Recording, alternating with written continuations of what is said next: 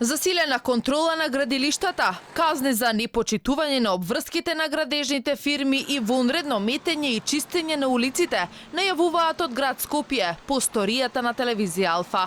Градот издаде налог до јавното предпријатие Комунална хигиена да интервенираат на терен со цел намалување на количината на прашината која се крева. На терен делува инспекторатот.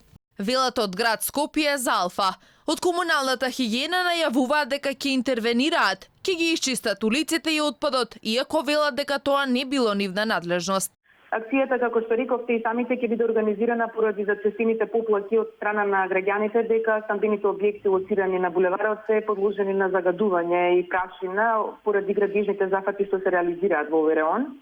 Од друга страна, јавното предпријатие Комунална хигиена Скопје сака на овој начин да ја информира јавноста дека според Законот за јавна чистота, градежните фирми се должни сами да обезбедат отстранување и транспорт на градежниот отпад од локациите каде што работат.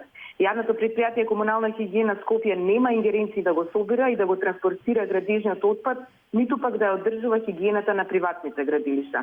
Во моментов низ Скопје се гради на над 70 локации, најголем дел од нив за стамбени објекти. Граѓаните кои живеат во близина на повеќето градилишта се жалат дека ни инвеститорите, ниту пак надлежните не водат доволна сметка за заштита на локациите, но и за одлагање на сметот. Доколку градот, и да се исчисти околината. Доколку градот Скопје и животна средина, Министерство за животна средина не постапат, значи се спремаме и порадикално, односно да вршиме блокирање на излезот на градилиштето. Надлежните, градежните фирми кај ќе најдат работа, работат. Ама тие што им даваат дозволи за градба, тие се виновни. Ако надлежните им дозволуваат, да тие им дозволиле да прават нормално. Надлежните, апсолутно. Апсолутно надлежните. Градежните фирми не може да прават ако има контрола, ако има казни, ако има не. Апсолутно надлежните.